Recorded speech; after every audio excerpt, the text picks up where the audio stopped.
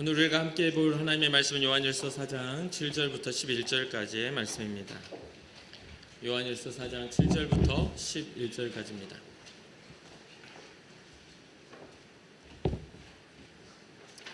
우리 한 목소리로 합독하도록 하겠습니다.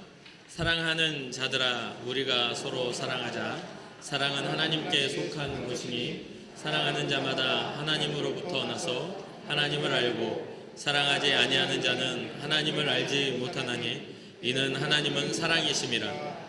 하나님의 사랑이 우리에게 이렇게 나타난 바 되었으니 하나님이 자기의 독생자를 세상에 보내심은 그로 말미암아 우리를 살리려 하심이라. 사랑은 여기 있으니 우리가 하나님을 사랑한 것이 아니요 하나님이 우리를 사랑하사 우리 죄를 속하기 위하여 화목제물로 그 아들을 보내셨음이라. 사랑하는 자들아, 하나님이 같이 우리를 사랑하셨은즉 우리도 서로 사랑하는 것이 마땅하도다. 아멘. 몇 년 전에 부산에서 사역을 할 때 경성대학교에서 인도네시아 청년들과 함께 예배하며 지도한 적이 있습니다. 한 6년 내지 7년 정도를 경성대학교 학생들 가운데 인도네시아 청년들이 자기네들끼리 예배를 만들어서 계속 해왔던 것들을 함께 예배하고 횟수로 치면 저 이전의 세대의 그 목사님과 함께 예배를 계속 이어왔던 것이죠. 그러니까 졸업하면 또 새로운 인도네시아 청년이 들어오고 졸업하면 또 들어오고 이런 과정입니다. 근데 어떤 한 청년이 제게 와서 예배를 드린 후에 이런 이야기를 저에게 물어봅니다. 인도네시아 청년이에요. 목사님, 성경에서 마지막 때라고 하는 그 마지막 때는 어떤 때예요? 라고 물었어요. 정말 그 질문을 받고 깜짝 놀랐습니다. 굉장히 어떻게 이런 생각을 했지라는 생각도 좀 했고, 목회를 하면서 청년 중에 그런 질문을 한 사람이 우리나라 청년도 아니고 인도네시아 청년, 그 청년 한 사람뿐이었습니다. 질문을 하는 그 모습이 너무나도 진지하게 물어봐서 대답을 해줬죠. 그때 제가 마태복음 24장을 들어서 이야기를 했습니다. 마지막 때 말세라고 일컬어진 그때에는 거짓 그리스도도 또 난리와 난리의 소문도 또 전쟁이나 기근이나 지진 같은 그러한 일도 또 서로 미워하는 일들, 거짓 선지자의 미혹이 일어나고 여러 가지 일들이 생겨난다. 그런데 여기서 핵심이 그겁니다. 마태복음 24장 11절과 12절이에요. 거짓 선지자가 많이 일어나 많은 사람들을 미혹하겠으며 불법이 성함으로 많은 사람의 사랑이 식어지리라. 예수님께서 마지막 때를 이야기하시면서 불법이 성하니 많은 사람들이 사랑을 잃어버린다는, 식었다라는 것은 사랑을 잃어버렸다는 뜻이잖아요.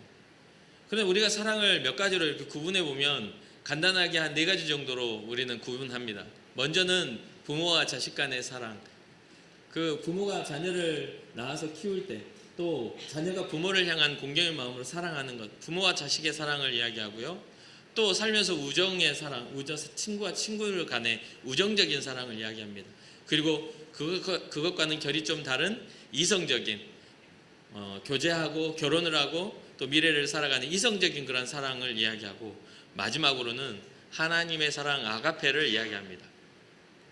이 4가지 분류 안에 대부분 우리 인생이 살아가는 데 있어서 하는 사랑들이 그러한 모양들이 이렇게 세워져 있죠. 그러면 예수님께서 말씀하시니 식어버린 사랑은 무엇을 의미하는가요?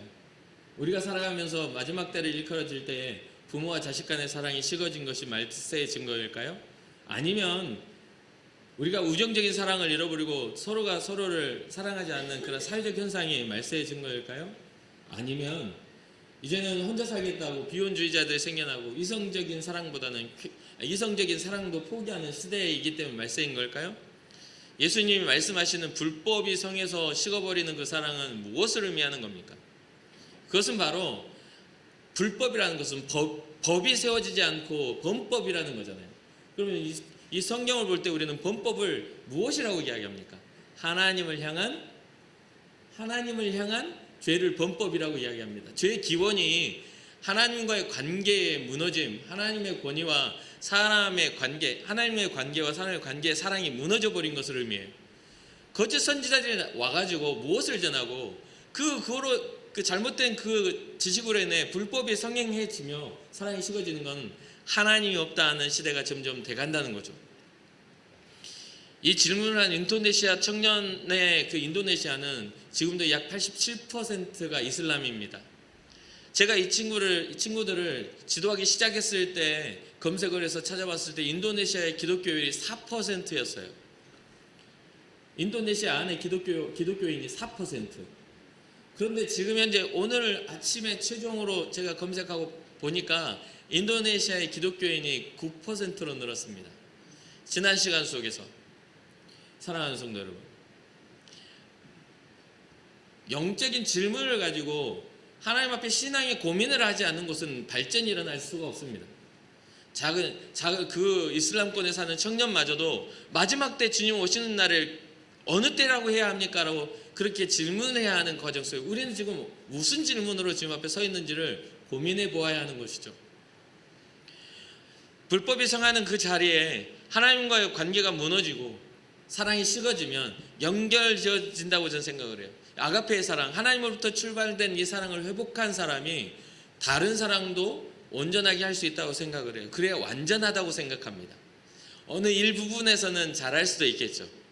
부모에게는 공경하지 않고 부모에게는 격한 어떤 아이는 친구들과의 관계 우정 안에서는 그 가치를 두고 진짜 친구를 사랑할 수도 있잖아요. 부모와 친구도 다 관계가 깨어졌지만 자기가 사랑하는 이성을 위해서 모든 걸 포기한 사람도 있겠잖아요. 그렇잖아요. 또 부모도 마찬가지입니다. 부모가 모든 힘과 모든 자기의 여력을 다 쏟아 자기 자녀를 위한 사랑을 베푸는 것도 있잖아요. 그런 것들은 어떤 시대적인 현상과 상황 속에서 부분에 불과합니다. 부분이에요. 그것은 하나의 사회의 현상 속에 어느 일부분을 직징하는 그런 무너짐일 뿐이에요. 그런데 하나님의 사랑은요, 전체를 의미합니다. 불법이 서면 하나님과의 관계의 사랑이 식어지면 우리는 전체적인 무너짐이 일어나는 거예요. 그 가치와 존재 가치가 무너지는 것이죠.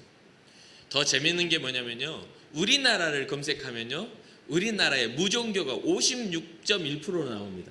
여러분 한번 네이버 검색해서 위키백과에 이렇게 등재되어 있는 우리나라를 한번 보십시오. 종교를 갖지 않은 사람이 56%가 돼요. 기독교는 27%라고 나옵니다. 거기에는 개신교와 카톨릭이 다 포함되어 있는 그런 수치일 거예요. 불교가 15%로 나오고요. 이러한 모든 그런 부분들에 있어서 이 수치가 지칭하고 가리키고 있는 것들을 우리는 잘 주목해 봐야 합니다.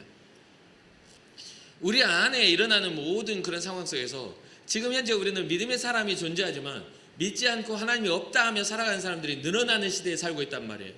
불법이 성함으로 거짓된 가르침으로 인하여 하나님을 향한 사람들이 하나님이 세워놓은 그런 것들을 잃어버려가는 가치를 상실하는 시대, 그때가 바로 말세라고 일컬어진 시대라는 거죠. 이럴 때 우리는 믿음의 사람으로 어떻게 합니까? 그 가치를 어떻게 해야 돼요? 회복해야 돼요. 마냥 바라보고 어쩔 수 없다라고 바라볼 것이 아니라 그 성경이 말하고 우리에게 가르쳐 주시는 그러한 신앙적 가치를, 그 하나님의 법을 회복해야만이 우리는 말세의 때에 하나님 앞에 온전히 설 수가 있는 것이죠. 요한 1서 우리가 이 본문을 봤지만 또 다른 성경을 기록한 바울은 디모데후서 3장 1절부터 5절까지 이런 말을 합니다.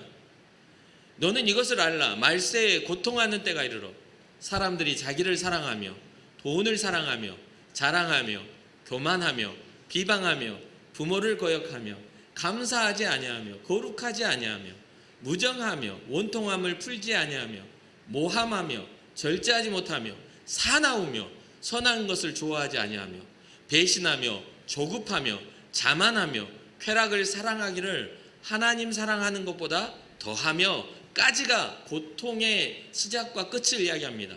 무엇으로 시작하여 무엇으로 끝나고 있죠? 사람들이 자기를 사랑하며로 시작하여 쾌락 사랑하기를 하나님 사랑하는 것보다 더하다는 것으로 끝나고 있어요. 쾌락은 어떠할 때 쾌락입니까?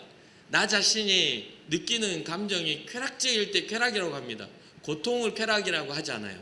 그러니까 자기를 사랑하는 것에서도 출발하는 그 쾌락이 하나님을 사랑하는 것보다 더해질 때에 고통하는 때에 말세라고 이야기하고 있다는 것이죠. 그 가운데 있는 것들은 이기적인 그러한 자기 사랑에 있어서 파생되는 여러 가지의 형태와 죄에 불과합니다.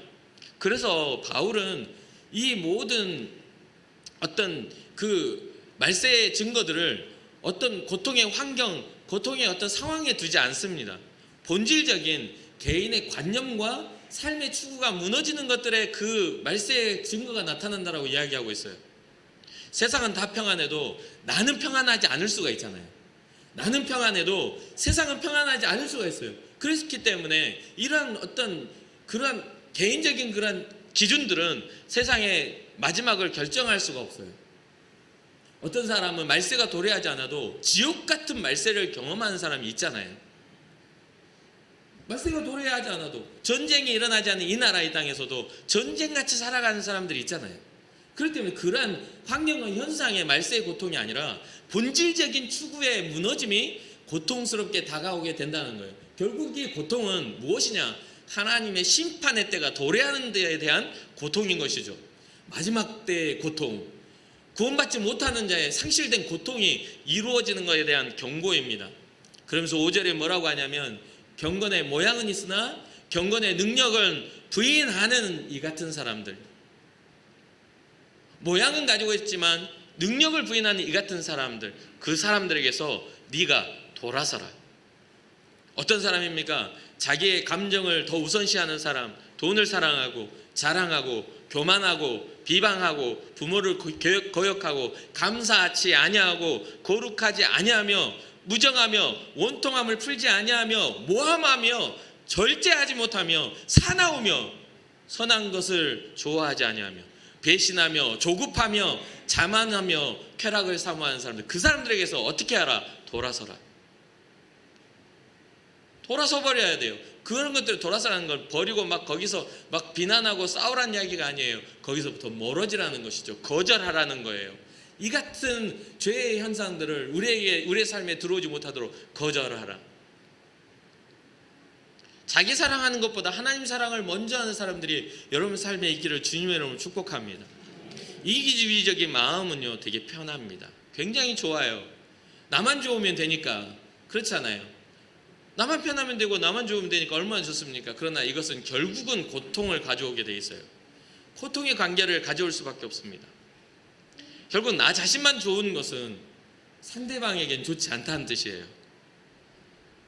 그러한 마음들에서 우리가 돌아서야만 우리는 굉장히 행복한 삶을 살 수가 있어요. 그리고 행복한 결말을 맺을 수가 있어요. 하나님이 우리에게 원하시는 그러한 하나님을 사랑하는 자의 모습이기도 하죠.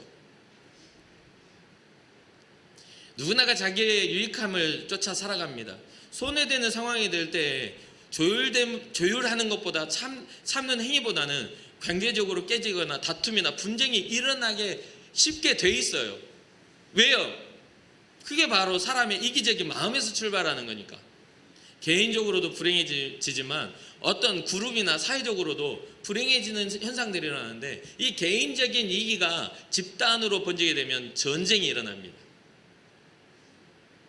개인적인 이기가 집단으로 번지게 되면요, 집단 이기주의를 갖게 되면 진짜 우리 집단을 위하여 다른 집단을 침해할 수밖에 없는 것이죠. 요즘 어린이 찬양은 어떤지 제가 잘 몰라요. 제가 어린이 사역을 한 지가 오래돼가지고. 그런데 제가 어렸을 때 이런 찬양이 있었어요. 사랑은 참으로 버리는 것. 기억하십니까? 사랑은 참으로 버리는 것, 버리는 것, 버리는 것. 사랑은 참으로 버리는 것, 더 가지지 않는 것. 이상하다 동전 한 입 움켜잡으면 없어지고 쓰고 빌려주면 풍성해져 땅 위에 가득 차네. 그 다음 거죠? 아니 어떻게 이것을 준비하면서 상상한 그대로의 모습을 보여주시는 거예요. 저는 박수라도 쳐줄 줄 알았는데 사랑을 참으로 버리는 것 이럴 줄 알았는데 아무도 반응이 없이 있으니까 제가 사실 2절 여기에 써놨어요. 2절 부분도 있지만 여러분들이 그다지 호응을 안 해주니까 1절만 할게요. 이렇게 써놨어요. 어떻게 이렇게 반응해서 벗어나질 않으세요. 야, 이 말씀을 준비하면서 놀라운 건 이 노래를 부르고 있는 내 모습이나 여러분의 반응이 이미지로 떠올랐다는 거예요. 진짜로. 우리가 지금 현재 상황 속에 우리의 모습들이 굉장히 이렇게 경직되고 우리의 모습들이 자유롭지 못하는 모습을 가지고 있죠. 뭐 나쁜 건 아닙니다. 지금 뭐 여기서 시끄럽게 떠들고 같이 막 누가 일어나서 춤추면 그것도 곤란한 일이니까요. 그래서 혼자 여기다 써놨습니다. 여러분은 참 알기 쉬운 사람들이군요. 왜요? 제 상상 속에 여러분들의 반응이 그대로 드러나 있으니까. 참 알기 쉬운 분들 아닙니까? 네, 맞죠? 기독교의 본질은 사랑입니다. 이것을 잃어버린 기독교는 더 이상 의미가 없어져요. 사랑을 잃어버린 기독교는 의미가 없어요. 거기에는 능력을 상실한 그러한 상황이 되는 거죠. 고린도전서 13장, 우리 사랑장이라고 일컬어지는 13장 1절부터 3절까지 이런 말이 나와요. 내가 사람의 방언과 천사의 말을 할지라도 사랑이 없으면 소리나는 구리와 울리는 꽹과리가 되고, 내가 예언하는 능력이 있어 모든 비밀과 모든 지식을 알고 또 산을 옮길 만한 모든 믿음이 있을지라도 사랑이 없으면 내가 아무것도 아니요. 내가 내게 있는 모든 것으로 구제하고 또 내 몸을 불사르게 내어줄지라도 사랑이 없으면 내게 아무 유익이 없느니라. 사랑이 없는 모든 것들은요, 의미 없는 소리의 꽹과리, 의미 없는 악기 소리 같아요. 어떤 음률이 없고 의미가 두지 않은, 아름다움이 아닌 그냥 타악기적인, 소리나는 구리, 울리는 꽹과리, 따다다다다다닥, 이게 어떤 음악과 섞이지 않으면 시끄러운 소리밖에 안 되는, 우리 가운데 예언하는 능력이 있다 할지라도, 세상의 모든 비밀을 알고 모든 지식을 깨달았다 할지라도, 어떻게는 산을 옮길 만한 큰 믿음을 가졌다 할지라도 사랑이 없으면 아무것도 아니라는 것이죠. 내게 있는 건 모든 것을 가지고 구제하고 내 몸을 불사르게 누군가를 위해서 던져준다 할지라도 사랑이 없는 것은 의미가 없다라는 뜻이에요. 여기서 말하는 사랑은 인류의, 내 개인이 갖는 인류에 대한 사랑입니까? 물론 그러한 어떤 사랑의 지침이 있고 여러 가지의 모양들과 이후로 사절에 등장하는 여러 가지 사랑은 오래 참고 하면서 나오는 그런 것도 있지만, 고린도 전서가 추구하는 사랑이라는 것에는 하나님의 사랑이 있는 거예요. 천사의 말이 왜 나와요? 하나님의 사랑을 가진 천사의 말이 돼야 되고, 하나님의 사랑을 가진 소리나는 구리와 꽹과리가 돼야 돼요. 의미를 두고 그곳에서 해야 돼요. 그래서 오늘날 우리나라의 선교교단의 처음 시작이 뭐예요? 전도 복음을 전하기에 사람들의 소리를 집중시키려고, 하나님의 사랑을 전하려고 꽹과리 치며 북을 치며 나가서 전도한 거 아닙니까? 여기 좀 보라고, 여기 좀 보라고. 무엇을 말하려고? 하나님의 사랑을 말하려고, 예수 그리스도의 복음을 말하려고. 그런데 그러한 의도 없이 무조건 소리만 치고 꽹과리 치고 계속 하루 종일 그러고 있으면 미친 사람처럼 쳐다보겠죠. 저거는 오늘 아침에 또 일어나서 저렇게 꽹과리 치고 있다고, 저 뭐 하는데 저 밤낮 저렇게 꽹과리 치고 있는지 모르겠다고 그러지 않겠어요? 하나님은 일 잘하는 사람을 찾으시는 분이 아니에요. 하나님의 사랑으로 사랑하는 사람을 찾고 계십니다. 하나님의 사랑으로 사랑하는 사람을 찾고 계세요. 어떤 일 잘하는 사람을 찾고 있는 게 아니에요. 교회가 일 잘하는 사람을 찾을 것 같으면 고용을 해야죠. 뭐하러 우리 성도들이 헌신하며 그 일을 합니까? 하나님의 교회, 하나님을 사랑하는 사람들이 하나님의 교회를 이루어가며 그 연합하는 그런 모습들이 교회 아니겠어요? 고린도전서를 쓴 바울처럼 사도 요한도 하나님의 사랑에 대해서 오늘 주목하며 이렇게 이야기해주고 있어요. 이 이야기를 우리가 주목해 봐야 돼요. 7절입니다. 사랑하는 자들아 우리가 서로 사랑하자. 사랑은 하나님께 속한 것이니 사랑하는 자마다 하나님으로부터 나서 하나님을 알고 사랑하지 아니하는 자는 하나님을 알지 못하나니 이는 하나님은 사랑이심이라. 우리가 교회 안에 머물러 신앙자라 하면서 뭔가를 잘할 수 있어요. 직분을 맡아서 일도 잘할 수 있고 어떤 일을 잘할 수 있어요. 그런데 그 안에 하나님 앞에서의 출발된 사랑을 소유하지 못한다면 그거는 그냥 일 잘하는 사람이에요. 세상에 흔한 사람이에요. 아파트 몇 명씩은 나올 거예요. 일 잘하는 사람이 우리뿐입니까? 그렇잖아요. 남을 돌볼 줄 아는 사람, 이 기독교가 아니어도 돌볼 줄 아는 사람들은 세상에 많아요. 그런데 주의 이름으로 돌보는 사람이 많지 않다라는 거죠. 주의 이름으로 돌보는 사람을 하나님은 찾고 계시다는 거예요. 그러니까 여기서 우리가 생각하는 건 사랑하자, 우리가 서로 사랑하자 하면서 사랑은 누구에게 속해 있다? 하나님께 속한 것이니 하나님께 속한 사랑으로 우리를 사랑하자. 이 사랑은 하나님으로부터 나서 하나님을 알게 한다라고 이야기해요. 그런데 사랑하지 않으면, 하나님으로부터 출발된 이 사랑을 깨닫지 못하면 하나님을 알지 못하는 사람이고 하나님을 알지 못하는 사람이라고 이야기해요. 저는 어렸을 때부터 기독교 가정에서 저희 아버님이 목사님이 되셔서 이렇게 어렸을 때부터 기독교 가정의 문화 안에서 이렇게 자라왔거든요. 굉장히 저희 어머니는 엄격하게 자녀들을 키우셨어요. 매를 때리고 그런 게 아니라 어떤 예의범절이나 어떤 그런 어떤 생각하는 생각들이나 그리고 부모님을 아버지나 어머니를 공경하는 그런 것들을 굉장히 엄격하게 키우셨어요. 그런데 그럼에도 불구하고요, 제가 기독교의 환경에서 자라났지만 저는 믿음이 별로 크지 않았습니다. 믿음이 별로 없었어요. 그렇다고 해서 기도를 안 했습니까? 아니요, 기도할 때마다 열정적으로 기도했고 어쩔 땐 기도하다 코피가 막 줄줄 흐르는데도 모르고 막 혈압 올려가지고 기도도 많이 했습니다. 안수하러 오신 아버님이 안수를 안 해주고 툭툭 건드려. 그런 울고 불고 막 열심히 기도하니까 이게 코피인지 눈물인지 몰라. 그래서 어차피 흐르는 물이니까 모르고 하고 있으니까 뚝뚝 건드려. 그래서 여기 안수 안 해주고 건드릴까 쳐다보니까 하니까 바닥에 피가 흥건하게 젖어 있어요. 여러 가지 그 믿음의 현장에 기적도 너무 많이 봤습니다. 여러분들 요즘에는 기적적인 그런 일들을 보기가 힘든 세대지만 저 어렸을 때는 너무너무 많은 기적들이 일어났어요. 병든 자들이 일어나고 귀신 들린 사람이 쫓겨나가는 일들이 너무나 흔하고 자주 일어났었습니다. 그런데요, 저는 기독교에 익숙한 사람이었지 하나님을 믿는 사람은 아니었어요. 제가 기도하며 코피를 흘리며 기도할 때에도 그렇게 훈련되고 기도하라고 하니까 기도하는 사람이었지 하나님을 기대하며 하나님을 갈망하는 기도는 아니었어요. 수많은 사람들이 주여 부르짖고 밤새도록 기도할 때 저는 거기에 같이 앉아서 밤새도록 기도하는 사람이었지 하나님이 제게 말씀하시면 하나님 사랑함으로 그 안에 앉아있지 않았다는 거죠. 한마디로 기독교에 익숙한 사람이었어요. 여러분들은 어떤 사람이십니까? 하나님을 사랑하십니까? 아니면 하나님을 사랑하는 그 모임 안에 있는 익숙한 사람입니까? 구경꾼이었다는 거예요. 저는 제가 아닌 하나님을 경험하는 사람들에게는 굉장한 은혜가 있었습니다. 그들에게 일하시는 하나님 성령의 충만한 역사들을 바라보며 저는 구경을 했어요. 그러니까 저에게는 믿음이 없었던 것이죠. 저는 주님을 제 인생의 주님으로 생각하지 않고 그냥 기독교 문화 안의 주님으로 생각했어요. 그러니까 믿음이 있다고 말할 수 없는 상태입니다. 그럴 때 목사님이신 우리 아버님께서 설교 시간에 자주 하신 말씀이 있어요. 그것은 태평양 한가운데에서 물고기가 목이 말라 죽었다면 누구의 책임인가?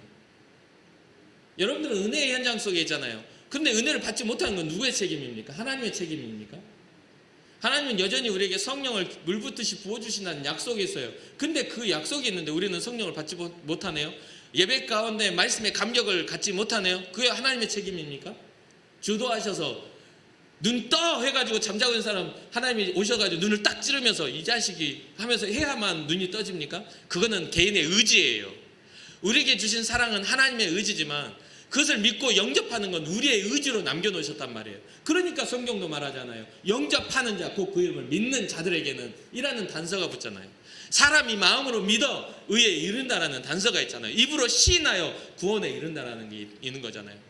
그러니까 이거는 하나님의 책임이 아니에요. 우리의 모습이에요. 우리의 죄성을 우리가 인정하고 주님 앞에 엎드리지 않으면 우리는 여전히 우리는 구경꾼일 겁니다.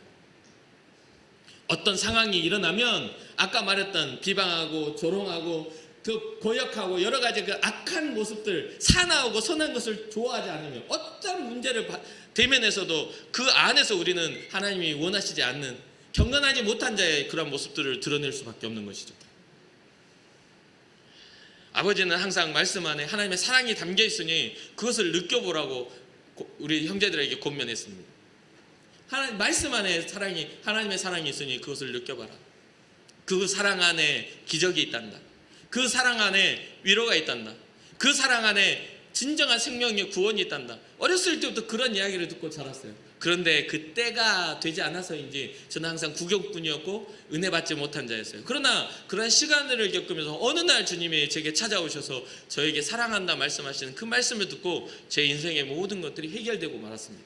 저의 믿음의 부재가 해결되었어요. 그때부터 감격 안에 살아갈 수가 있게 되었습니다.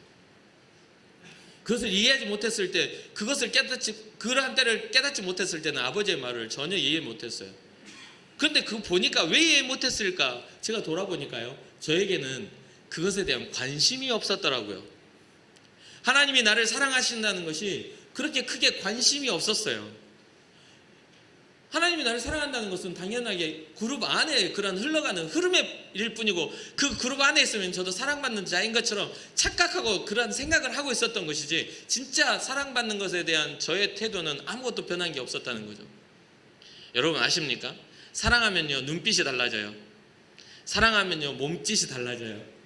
사랑하면요 우리의 삶에 나오는 느낌이 달라져요. 여러분 여기도 다 부부들이 서로 떨어져 앉아 계신 분도 있고 또 함께 앉아 있는 분도 계시겠지만, 아침에 일어나서 서로 눈을 쳐다봐 보세요. 그 사람이 나를 사랑하나 사랑하지 않나, 관심이 있나 관심이 없나, 눈빛만 봐도 알 수가 있어요. 여기서 많이 들어본 가사 같은데, 눈빛만 봐도 느껴요. 그게 바로 언어입니다. 언어는 꼭 소리로 나오는 말로만 되는 것이 아니라 눈빛의 언어가 있고 몸짓의 언어가 있고 감정의 언어가 있는 거예요. 그러니까 그 안에서 우리는 그러한 것들을 증명하고 살아가는 것이죠. 좀 더 말하면 하나님의 사랑은 저를 향하고 있지만 그것을 무관심함으로 그 사랑을 느끼지 못한 상태였습니다. 그러한 상태라고 하는 것이 올바른 표현일 거예요. 하나님의 사랑은 끊임없이 태어날 때부터 하나님의 그런 백성으로 살아가는 가정에서 태어나게 하시고 저를 향하고 있는데, 저는 그것을 느끼지 못했어요. 관심이 없었어요.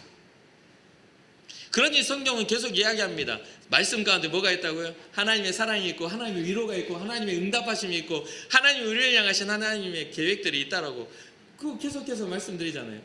그러니까 9절에서 10절을 보면 하나님의 사랑이 우리에게 이렇게 나타난 바 되었으니 하나님이 자기의 독생자를 세상에 보내심은 그로 말미암아 우리를 살리려 하심이라.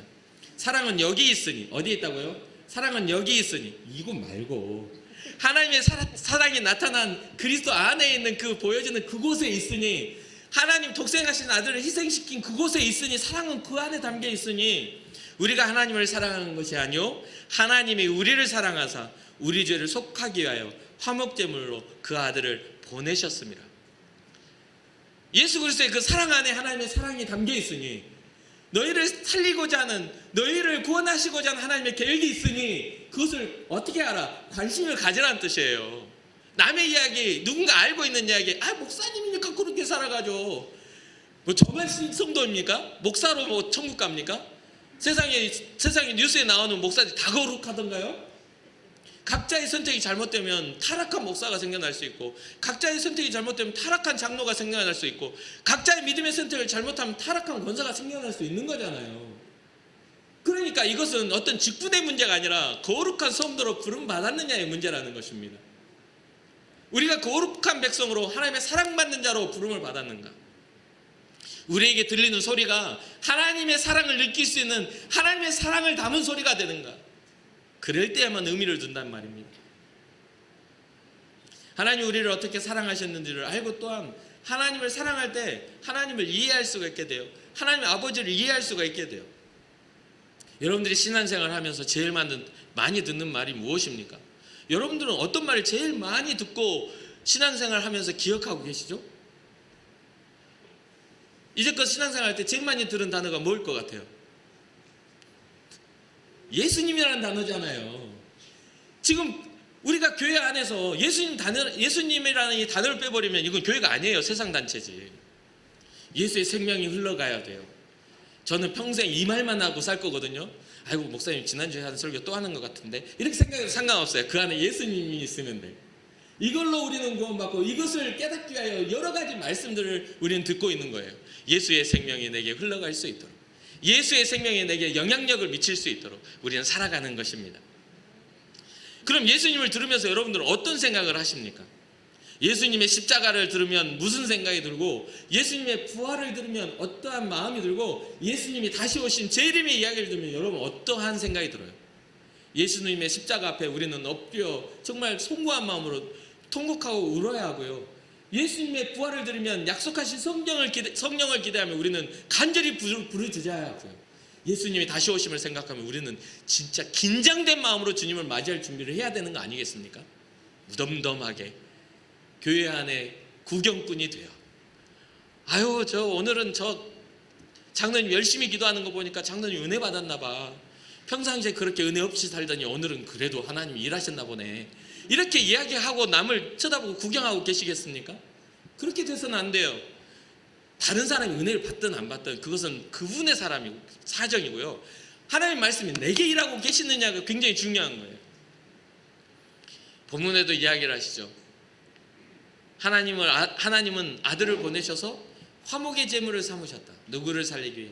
나를 살리기 위해서. 너무나 간단한 구절입니다. 그런데 이것을 해석하는 우리에게는 간절함이나 절박함이 결여되어 있기에 이것은 하나의 사건, 뉴스에 나온 사건처럼 들려져요. 2000여 년 전에 있었던 뉴스를 우리가 이야기, 신화나 설화를 전에 들어오는 구연동화를 듣는 것처럼 생각한다는 거죠. 나에게 적용되는 이야기가 아니라 가끔 삶에서 필요한 이야기거리로 생각되는 그렇게 예수님 믿고 교회 다니면 나쁘지 않더라, 이 정도 수준이라는 거예요. 그냥 뭐 예수 믿으면 나쁜 짓은 안 하고 살더라, 교훈적인 요소로 받아들이라는 것이죠. 왜 그런가 생각했더니 우리가 먼저 하나님을 사랑한 게 아니라 하나님이 우리를 먼저 사랑하셨기에 어떻게 됐어요? 짝사랑이 된 거예요. 이 짝사랑의 특징은요, 사랑받는 사람은 갑이고요, 사랑하는 사람은 을이에요. 그러니까 우리가 갑이 돼 있고요, 예배를 우리가 드려주는 거예요. 놀러 가려고 그랬는데 오늘 안 가고 내가 예배 드려주러 왔는데 왔더니 목사님 기분 나빠해가지고 다음 주에 안 나와. 설교를 그따위로 해? 내가 이거 내 시간 내가지고 왔는데 그딴 식으로 해? 이러면 다음 주에 안 나와. 누구한테 손해예요? 그것은 믿음을 상실한 사람한테 손해인 거예요. 그러니까 하나님의 은혜는 을이 되고 우리가 선택은 갑이 되는 거예요. 짝사랑이 되니까. 그런데요, 이게 서로 사랑이 되면요, 어떤 서로 갑이나 을이 되는 게 아니라 서로 사랑하면 서로 쳐다보면서 좋아요. 여러분 지금 주님 앞에 나와 주님과 쳐다보고 계시는 게 좋으십니까? 아유, 감사해요. 주님이 부르시는 그날까지, 주님 다시 오실 그날까지 좋은 신앙 되기를 주님의 이름으로 축복합니다. 하나님의 사랑을 이해하려면 요한은 사랑하라고 말해요. 근데 하나님만 사랑하라는 게 아니라 어떻게 사랑하라고요? 서로 사랑하라고. 서로 사랑하라고. 서로 사랑하는 자들이 하나님을 이해하는 거라고, 하나님을 아는 거라고. 11절에요. 사랑하는 자들아, 하나님이 이같이 우리를 사랑하셨은즉 우리도 서로 사랑하는 것이 마땅하도다. 그러니까 저에게 사랑해야 되는 이유는요, 하나님이 저를 사랑하셨기에 저는 제 아내를 사랑해요. 물론 하나님 사랑 못 받았다고 사랑하지 않는다는 뜻이 아니에요. 사랑의 출발을 의미하고 있는 거예요. 제가 기독교인 목사인데 목사로서 제 아내를 사랑하는 것들이 굉장히 가치 있어야 되지 않겠어요? 그래서 저는 어떤 생각을 하냐면, 이 사랑의 바탕 안에서, 아가파 사랑의 바탕 안에서 목사인 남편이 아내를 사랑함에 있어서도 정말 존경받을 만한 사랑을 해야 되잖아요. 목사인 아빠가 자녀를 사랑함에 있어서도, 아빠는 목사님인데 우리 아빠는 목회자, 또 하나님 앞에 살아가는 걸 즐거워하는 사람이야, 이렇게 생각해야 되는데, 우리 아빠는 말이지 이중인격자야. 아주 그냥 진짜 교회에서는 웃고 있으면 집에 와서는 더럽게 행동하고, 이렇게 생각하면 얼마나 끔찍한 일이냐 이 말이에요. 제가 여러분 교회를 사랑한 것은 하나님의 사랑이 제게 있기 때문입니다. 그렇기 때문에 사명 안에서 몸부림치며 바른 길 가려고 몸부림쳐야 되는 거예요. 하나님을 사랑하기에 온전한 목회자로서 여러분 성도를 사랑하는 일에 힘쓰고 애써야 되는 것이죠. 제가 하나님을 사랑하기 때문에 제 삶에 있어서, 제 삶에 정말 인생의 동물을 맞이했을 때, 제 인생의 친구로서 사랑을 보냈을 때, 그거는 나이와 상관이 없어요. 그래서 영국에 가 있는 청년 하나는요, 영국에서 이제 며칠 전에 이제 영국 아가씨랑 결혼을 약속했다고, 프로포즈가 성공했다면서 저한테 새벽 1시에 연락이 왔더라고요. 메시지가 왔어. 목사님, 골인입니다. 그래서 이 축구 코치로 살아가니까 무슨 축구하다가 골 넣나 이런 생각을 했죠. 그랬더니 나중에 알고 봤더니 프로포즈를 했는데 허락을 받았다. 그러니까 그런 것들을 왔더라고요. 근데 그 청년이 자기 부모님한테 그런 이야기를 했대요. 박대성 목사님은 제 인생의 소울메이트라고, 정말 좋은 제 인생의 친구라고, 그렇게 이야기를 했다는 거예요. 제 아들하고 별 차이도 안 나는 녀석이. 그런데요, 그 말을 들으니까 제가 얼마나 기분이 좋았는지 몰라요.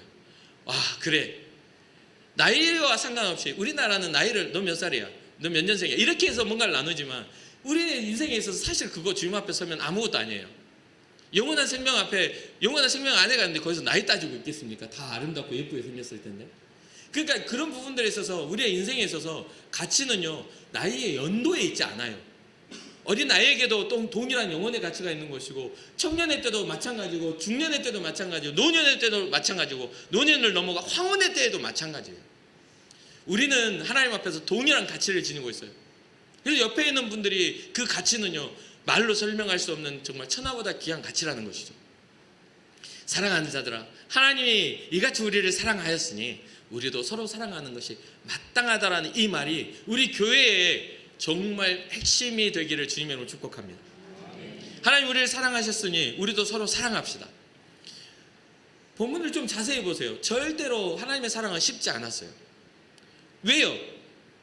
하나님은 자기 아들을 우리에게 대가로 지불했기 때문에, 우리를 살리려고. 절대 쉽지 않아요. 내 거 돈 몇 푼 있는 것도 남을 위해 주기가 쉽지 않은데 내 자식을, 생명을 살리려고? 진짜 절대 안 돼요. 그거 쉽다는 분들 저한테 찾아오세요. 제가 모든 내가 요구해가지고 뺏어갈 테니까. 쉽다면서. 쉽지 않아요. 작은 거 하나 주는 것도 쉽지 않은 게 인생이에요. 근데 하나님은요, 모든 걸 주셨어요. 부산에서 한 청년이, 부산에 이제 인도네시아 청년이 아니라 그 부산에 가르쳤던 청년 중 하나가 설교를 이런, 제가 거기서 또 이렇게 비슷하게 설교했지 않았겠습니까? 설교를 막 듣고서는 그 다음에 주중에 와가지고 한 가지 물어보는 거예요. 목사님, 고린도전서 13장 4절을 보면 사랑은 오래 참고라고 나오는데, 궁금한 것이 사랑하는 것은 오래 참는 것인가요? 아니면 오래 참아야만 사랑하는 것인가요? 저한테 와서 이런 이상한 질문을 하는 거예요. 여러분 어떻게 생각하십니까? 어떤 게 사랑인가요? 사랑하면 오래 참아야 한다. 아니, 오래 참는 것이 사랑이다. 둘 중에 하나 뭐가 맞는가요?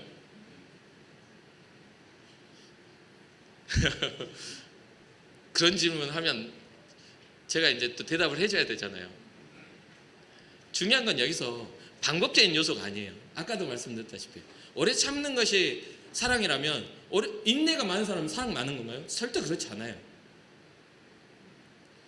사랑하니까 다 참아줘야 되는데 뭔가 그 사람의 부정적인 것과 범죄적인 사건들과 뭐 여러 가지 잘못된 것도 참아줘야 되는 건가요? 그것도 아니잖아요. 문제는 뭐냐면 여기에서 핵심은요, 사랑하고 있느냐 아니냐가 중요한 거예요. 사랑하면 나머지 방법들은요, 사랑하기 때문에 뭔가를 희생을 해야 되는 그 상황 속에서는 우리는 희생을 할 수 있는 거고요. 그렇잖아요. 내가 자녀를 낳아놓고 부모의 사랑을 말할 때 위대하다 하는 것이, 내 자식 물에 빠졌어. 그러면 어떻게 내 애 빠졌네 하고 쳐다볼 엄마가 어디 있어요? 아마 정신 차려보면 물에 같이 빠져 있을걸요? 그렇지 않겠습니까? 여러분 생각 속에서는 아니야, 나는 들어가지 않을 거야, 이렇게 생각하는 분들 있을 수 있겠지만, 대부분의 진짜 사랑하는 부모는요, 내 자녀의 위기가 오면요, 먼저 그것을 가로막게 돼 있어요. 그래서 어떻게 오래 참는 것과 참아주는 것이 뭐 사랑하니까 참아주고 참아주는 게 사랑이고 이렇게 판단할 게 아니잖아요. 이분법적인 그런 접근이 아니잖아요. 내가 지금 사랑하고 있는가, 내가 정말 지금 그것에 가치를 두고 있는가가 먼저라는 거죠. 그래서 저의 인생에 있어서도 사랑의 기준이 되는 것이 있어요. 뭐냐면 예수님의 사랑. 예수님의 사랑을 기준을 삼는데, 제가 빌립보서 2장 6절에서 8절 말씀을 보면서 이게 사랑이구나라는 걸 깨달았어요. 뭐냐면 여러분들은 아주 잘 아는 말씀이실 거예요. 여기서 뭐 어떻게 사랑이 표현되고 나타났는지 여러분 한번 다시 생각해 보시기 바라요. 제가 읽어드릴게요. 그는 근본 하나님의 본체시나 하나님과 동등됨을 취할 것으로 여기지 아니하시고 오히려 자기를 비워 종의 형체를 가지사 사람들과 함께 같이 되셨고 사람의 모양으로 나타나사 자기를 낮추시고 죽기까지 복종하셨으니 곧 십자가에 죽으심이라. 여기에 사랑이 나타납니까? 그런데 오늘 본문에는요, 자기의 아들을 화목제물로 보내셨다라는 것에 하나님의 사랑이 들어있다고 말하고 있잖아요. 그럼 이게 화목제물이 되기까지 하나님의 사랑이 나타나 있는 예수님에게서 어떠한 사랑의 모습이 나타나냐면요, 첫 번째는요, 하나님과 동등됨을 취할 것으로 여겨질 그 영광을 버리고 낮아지심에서 나타나요. 사랑은 상대방을 위에서 내려다보며 깔보는 것이 아니라, 사랑은 상대방을 더 좋게 보며 밑에서 보며 어떻게 뭘 원해, 지금 이렇게 할 때 사랑이 돼요. 뭐해? 뭐 원해? 이렇게 안 해요. 사랑은 대부분 사랑은요, 적어도 눈높이를 맞춰요. 그렇지 않습니까? 여러분 자녀를 사랑할 때 이게 병신 봐라, 이것도 생각 못하네. 어린 아이 5살, 6살짜리 보면서 그렇게 평가하고 판단하는 그런 할아버지나 엄마가 없어요. 너 왜 그러니? 뭐가 아파? 뭐가 필요해? 언어 자체가 되게 유치해져요. 자기 눈높이에는 아내에게는 그렇게 안 해도 손자들한테는 잘해주잖아. 그렇잖아요. 내 아내가 그렇게 하면 엄청 화낼 건데 손자들 보면 귀엽게 보고 아이고 저거 봐라 저거. 이렇게. 눈높이를 낮추는 거예요, 사랑은. 그리고 또 하나는 뭐냐면요, 변화예요, 변화. 하나님과의 동등됨을 인간의 모습으로 변화시킨 그 변화예요. 그 존재감, 그 자존감이 변화된다는 건 쉽지 않습니다. 내 자존감이 변화되어서 그 사람의 수준으로 내려가는 건 쉽지가 않아요. 여기에 사랑이 나타나는 거예요. 마지막은 뭐냐면 용기입니다. 용기. 어떤 용기죠? 그것을 이루기 위하여, 그 사랑을 지키기 위하여 자기 생명을 던지는 용기. 얼마나 두렵고 떨리겠냐 이 말이에요. 얼마나 그것이 괴로움 속에 있겠냐 이 말이에요. 그럼에도 불구하고 이것을 지켜내기 위해서는 내 모든 것을 던져서라도 내가 지켜야 돼라는 그런 용기가 필요한 거예요. 그런 것들이 예수님을 통해서 제 인생에 있어서 나타난 그런 사랑의 증거기도 합니다. 주님이 나를 위해 영광을 버리셨으니 나도 세상에서 영광을 취할 것이 아니라 주님을 위해 나에게 주어진 것들을 버리길 원합니다. 주님이 나를 위해 그 영광을 버리시고 나의 모습으로 와서 내 수준에 맞춰주셨으니 저도 주님의 수준에 맞추기 위하여 거룩한 삶을 꿈꾸겠습니다. 용기가 필요해요. 주님이 나를 위해 십자가를 주셨으니 저도 저에게 주어진 십자가를 짊어지고 주님을 따르겠습니다라는 그런 주님을 향한 사랑. 그게 바로 경건의 모양만 낸 게 아니라 경건의 능력을 소유한 사람들의 특징이라는 것이죠. 자존심 포기하기가 힘듭니까? 아직 주님 덜 사랑해서 그래요. 교회 안에서는 자존심을 드러내서는 안 돼요. 자존심은 세상에서 드러내시고 교회에서는 낮아지시기를 주님의 이름으로 축복합니다. 가끔 그것을 헷갈리시는 분들이 있어요. 예를 들면 그런 거죠. 회사 가서 사장인데 집에서도 사장 노릇해. 그럼 이상한 거예요. 그렇잖아요. 회사에서 사장이라고 집에서도 아내나 자녀들을 그 사장 직원 부르도 돼. 그러면은 굉장히 관계가 불행해지는 거죠. 우리는 그렇게 살아서는 안 돼요. 주님 앞에서 우리는 하나님의 자녀입니다. 마지막으로 여러분들이 주님을 사랑하는 시간이 시작되기를 주님으로 축복합니다. 구경꾼으로서의 그냥 익숙한 기독교의 무리의 한 사람으로 살아가는 것이 아니라 이제는 내가 주님을 사랑하기 시작한 사람, 이제는 주님께 내가 사랑을 말할 수 있는 사람, 사랑하는 주님 하면 이 가슴에 감동이 일어날 수 있는 사람, 그렇게 그 사랑의 스타트 라인에서 서서 이제는 주님과 사랑을 시작하시기를 주님으로 축복합니다. 그렇게 시작하면 머지않은 시간 안에 사랑의 열매가 맺어지기 시작할 거예요. 주님이 여러분들에게도 사랑한다 말하는 그 사실을 여러분 깊이 깨닫고 감격하는 시간이 오게 될 것입니다. 하나님이 우리를 사랑하셨음을 믿으십니까? 그렇다면 우리도 서로 사랑하는 것이 마땅합니다. 그리고 우리의 인생에 있어서는 완벽함이 없기 때문에 완벽함이 없어요. 항상 넘어지고 무릎 깨지고 머리 깨지고 막 상처 입고 상처투성이인 게 우리의 인생입니다. 거기서 머물지 말라고 우리 주님은 말씀하세요. 우리 주님은 오셔서 상처받고 소외받은 사람들의 친구가 되어주셨고 고아와 과부와 여러 가지 어떤 그런 소외받은 자, 병든 자들의 치료자여 친구가 되어주셨다는 걸 잊지 말아야 돼요. 우리는 심령이 가난한 자 되어 하나님 앞에 그런 주님의 사랑 안에 거하며 하나님을 깊이 아는 그런 믿음의 사람들이 여러분과 제가 되기를 바라봅니다. 끝으로 우리가 상대의 영혼까지도 품고 사랑할 수 있게 된다면 어쩌면 하나님의 사랑에 우리가 깊이 참여한 바 되지 않을까요?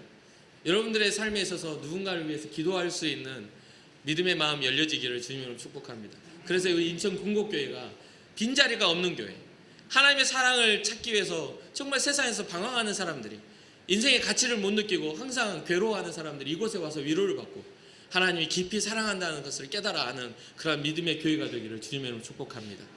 그리고 그 일을 위하여 여러분들이 사용되기를 바랍니다. 잠시 기도하겠습니다. 살아계신 하나님의 은혜 가운데 우리를 부르시고 우리가 사랑할 때 하나님을 알게 하시도록 하나님의 사랑을 우리에게 부어주시니 감사합니다.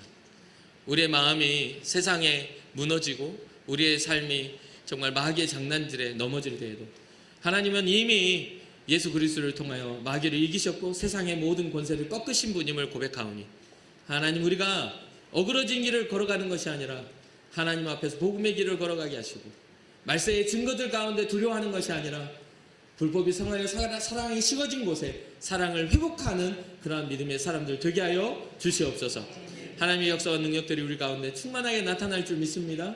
하나님 함께하여 주시고 역사하여 주실 줄 믿고 이 모든 말씀 예수님의 이름으로 축복하며 기도합니다. 아멘.